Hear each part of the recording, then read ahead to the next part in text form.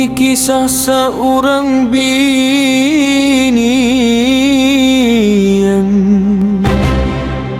Diang Banjarpahuluan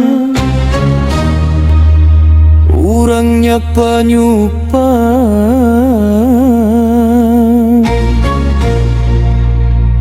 Kadapan jalan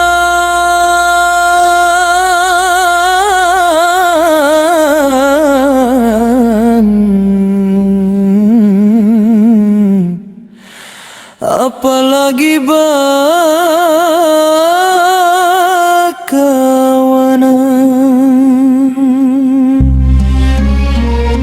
matan halus dilajarikan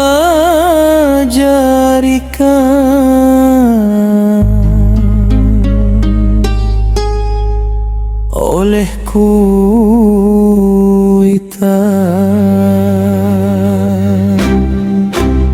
Nurmala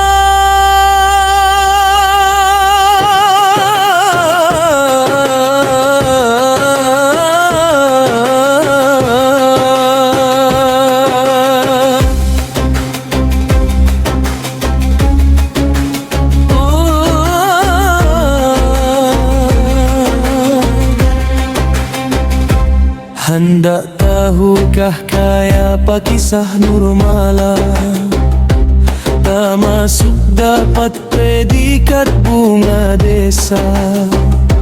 Sakulahnya gin menuntut ilmu agama, lulus di namun menyambung ke Martapura. Liwar paasiannya, liwar baktinya, kelihatan bagus badar parangainya. Siapa jarang suah maitinya, pasti ketujuan kelakuannya.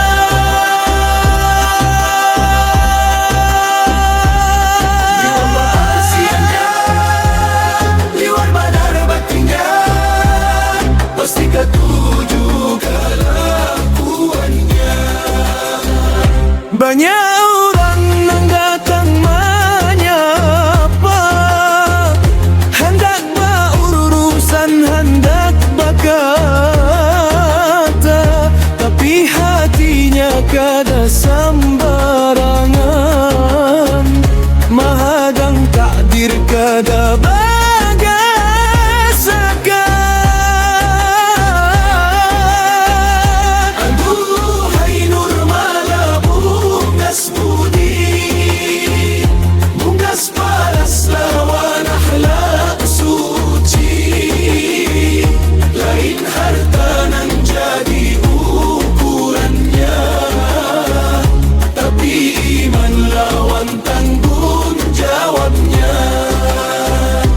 di Martapura inya menyambung asa. Siang malam rajin beribadah jua.